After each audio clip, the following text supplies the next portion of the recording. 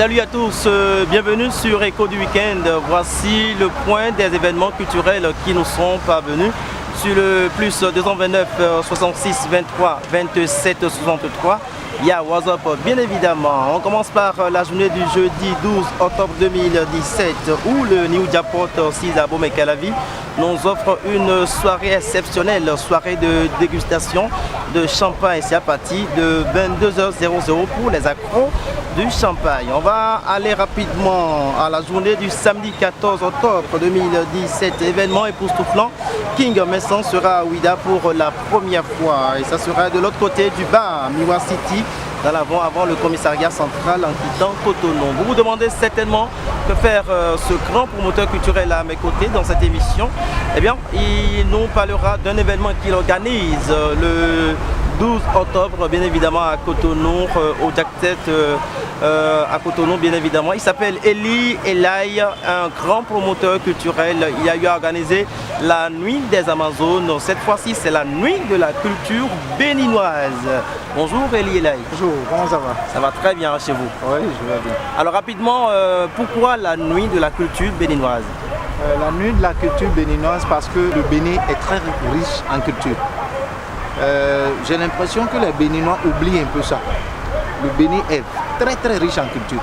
Donc il faut mettre cette culture-là en valeur. Donc c'est mon combat. Voilà. Super, un combat personnel que nous, en tout cas nous les acteurs de la culture. Et là sur l'affiche on a vu Bézé, on a vu Bessi Zolawadi, on a vu Anis Pépé.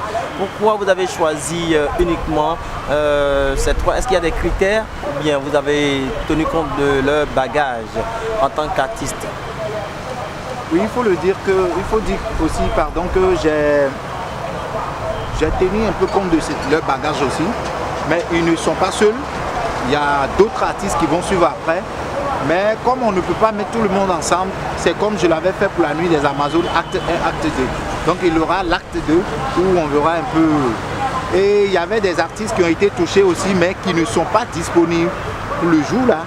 Mais ils m'ont promis d'être là à la prochaine édition. Donc, super. Voilà. Donc c'est pour rendre un hommage aux artistes de leur vivant. Voilà. C'est de les honorer.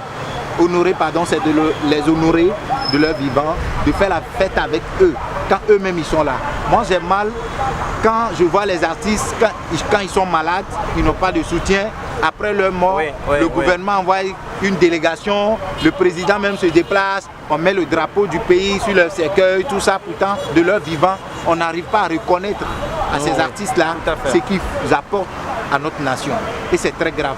Donc mon combat, c'est de dire à ceux-là qui doivent quand même honorer ces artistes-là, mais qui ne le font pas, de se réveiller au fait.